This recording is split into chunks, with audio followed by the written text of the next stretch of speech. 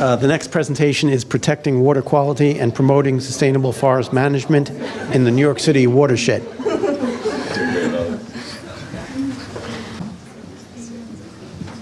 Hi, everyone. Thank you so much for being here today. For our project, our team worked closely with the Watershed Agricultural Council to assess how they could better inform landowners of best management practices for land stewardship. So our project begins with the Catskill, Delaware watershed, where 97% of the New York City water supply comes from. 90% of this water supply is unfiltered, and it's the largest unfiltered surface water system in the United States. So we focused on landowners who are not full-time residents for our project, which amounts to roughly 50% of them. This gave rise to a complex history of eminent domain for reservoirs. So we worked closely with the Watershed Agricultural Council, which is a great resource, an organization that provides information and educational sessions to help these landowners basically better know how to manage their forests. So first, we worked to understand the individual needs of these non-resident landowners with the goal of informing land stewardship customized to their individual concerns, with the ultimate goal of helping improve long-term water quality in the watershed. So just to quickly go over our project, basically MyWoodlot and the Watershed Agricultural Council came to us and said that there are two specific demographics that live up in the Catskill watershed, half of them being full-time residents and the other half being people that live there or own property but live most of the time in Manhattan or other parts of New York. So our project was really to figure out what these non-resident landowners, their awareness of stewardship and what resources they were using and how MyWoodlot could better reach them if they hadn't heard of the website before. So how we went about this was through conducting interviews with some of these landowners, and we'll go over a little bit more specifically what we found there.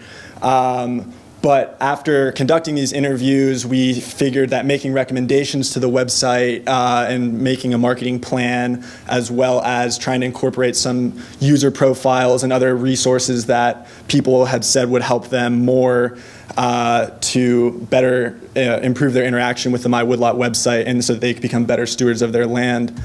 And just to take a quick step back and see why this matters, as we mentioned before, over 90% of New York City's water supply comes from the Catskill watershed, and 90% of that is unfiltered, which means that it literally rains, falls through the soil, is collected in an aqueduct, and then brought to New York City. And you can kind of see in this graphic down here how that flows from this watershed to the city.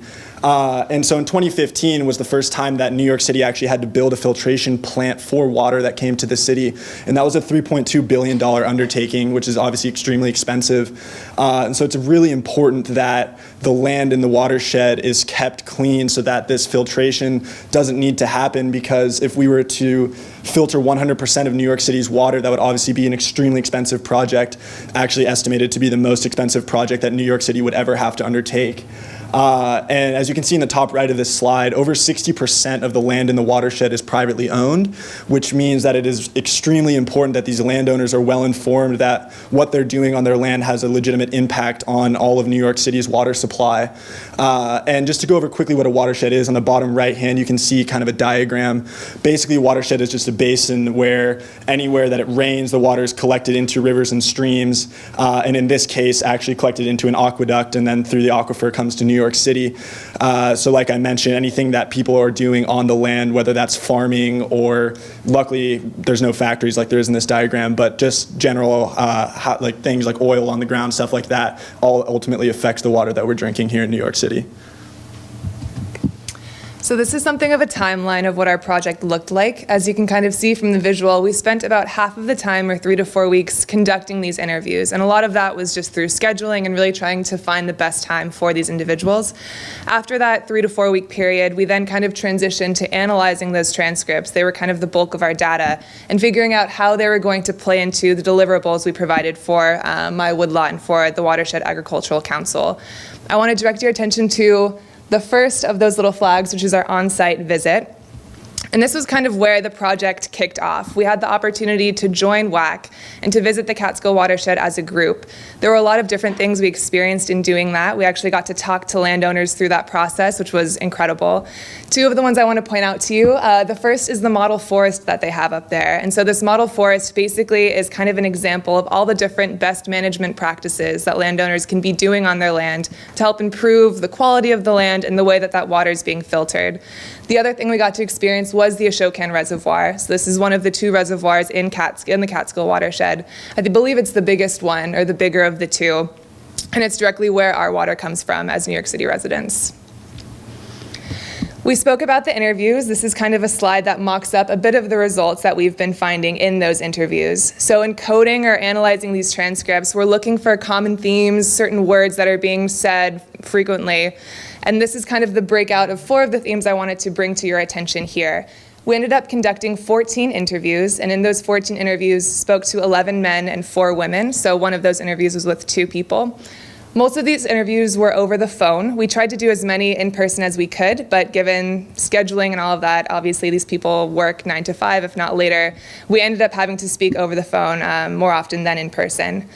The 4 themes that we found are listed here below, or I guess these are 4 of a number more we actually have. The first is the reasons for owning land. So as Seb mentioned previously, a lot of people own this land as kind of a getaway. So they use this as a second home to go to get a break from Manhattan. 3 people inherited their land from family members, but a lot of them just wanted the peacefulness and sort of wanted the sanctuary that the watershed can offer. When we asked about concerns of these landowners, stewardship really was the main one that they brought up. We're seeing that people do want to be stewards of their land, but particularly among this population, they didn't really know how. So they were worried about insects, they were worried about logging, but they didn't really see how they could best, I guess, take steps forward to make sure their land was staying at a good quality. We asked about community as well. We wanted to see if non-residents wanted to interact with residents, did they want to kind of keep to themselves. Most wanted a level of seclusion and kind of isolation, personal space. We did find that a lot of them interacted with their neighbors, and that kind of plays into information preferences. 12 of the 14 interviews, or 12 of the 15 people, didn't know MyWoodlot at all. They hadn't heard of the website before. But a lot of them like to seek out help in person, and that kind of plays into our deliverables, which you'll see next. So I'll draw your attention to the right side of the slide here. We split our deliverables into 2 categories, direct and digital communications with the landowners. So our interview results, we analyzed them, and they provided a lot of information for feedback from the landowners that we ultimately will deliver to Tyler. In MyWoodlot, part of our big digital campaign for communication here, we have a sidebar that we created that will provide general information, a weather app, so people will be encouraged to use it, and a seasonal checklist, which is adjoining that.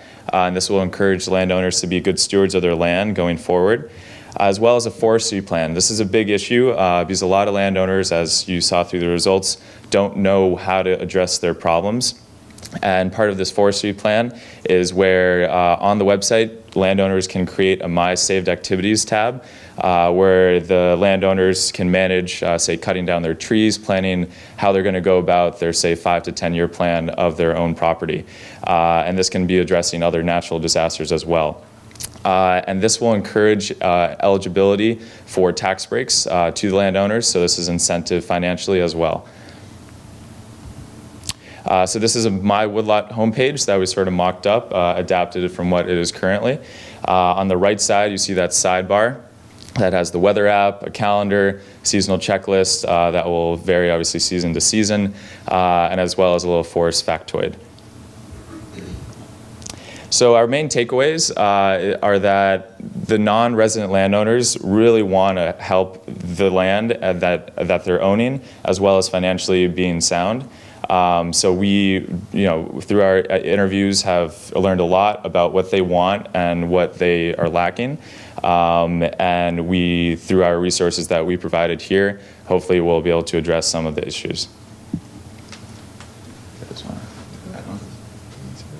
Okay. Thank you. Great, thank you.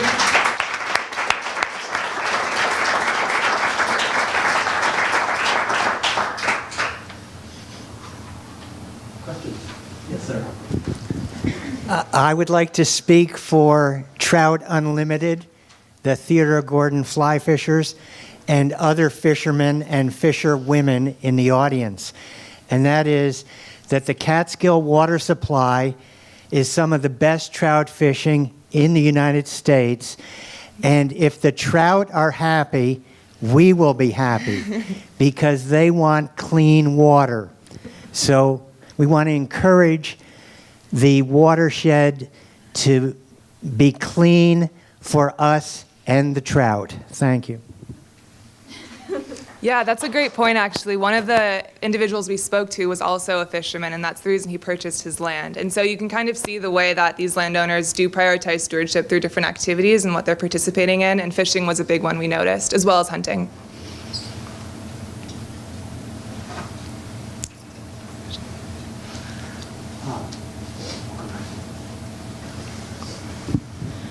You mentioned in addition to the online resources that a lot of the residents or the non-residents wanted in-person interaction. Could you speak a little bit about maybe some of the recommendations you had on that?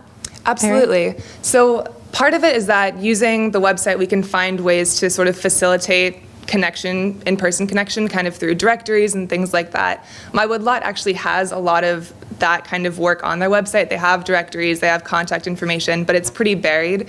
One of the things that they're also working on right now is the idea of forums or forest walks. A lot of landowners wanted someone to kind of just go through their property with them and point out, this is this kind of tree and this is that kind of tree. The Watershed Agricultural Council doesn't have the capacity to send people to go on every person's property. So the idea of the forest walk or of the forum is to kind of bring people together, not only to build community potentially, but also just to kind of have a place where people can ask their questions and understand practices that other people have used that have been helpful and things like that.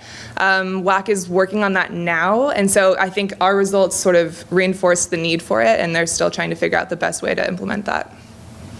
Yeah. Oh, was there somebody else?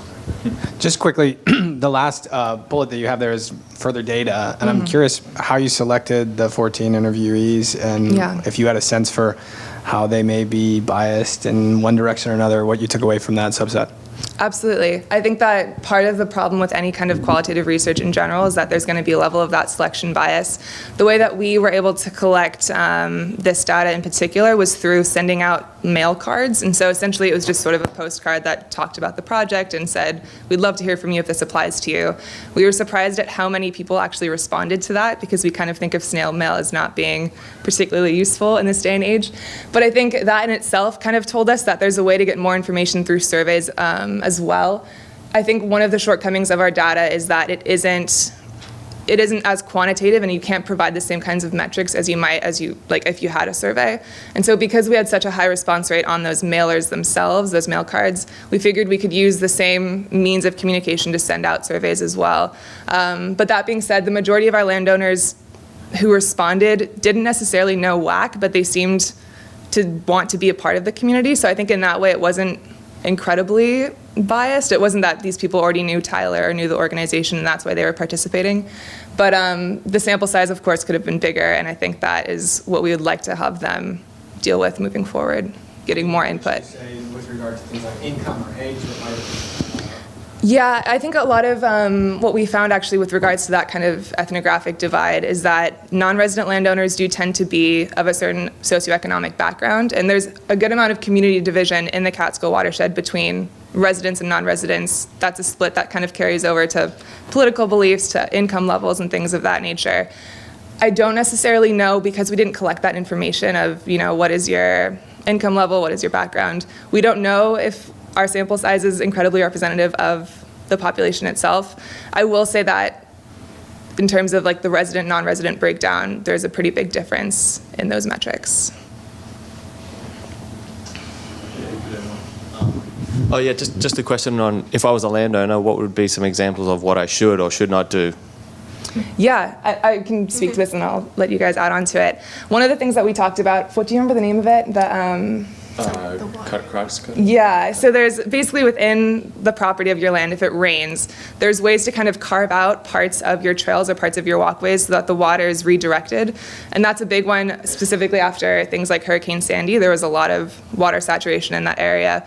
So things like that. A big one was dealing with ash borer and the spread of insects and the infestation of that in their trees. A lot of landowners didn't know when to, how to tell if there was a tree that was about to die or if it wasn't about to die. The other thing that we saw was how many trees they should be having and when they should thin or log their forests. And so those are all things that are probably a little bit varied property to property, but they're kind of the common questions we saw. If you guys want to add on to that. Yeah, actually, not to answer your question, but to actually kind of go back to your two questions about like sort of the transmission of information. What you can't really see from this slide is what the website looks like today, but one of the big things that we wanted to do in order to cater the people's experiences a little bit more to their specific needs, whether or not they wanted online resources or if they wanted in-person visits, is to create this My Profile tab, kind of where a landowner can come in and they create their profile and they're prompted with a number of questions that caters the information that shows up within their profile based on what they said. So if that is, they want people to come and show them what's on their land and say how they can better take care of it in person, then the first thing that will come up is the link to the directory that, as we said, is already here on the website, but in its current state, you have to click around in some not very intuitive ways necessarily to find it. And then similarly, if you prefer just having mail letters or you just want to use the seasonal checklist based on the responses to those questions, that's how the information would be prioritized for each of the landowners' profiles. I just want to mention this was also Dr. Riley's team as well as the transportation team. So. Okay, thank you very much. Thank you.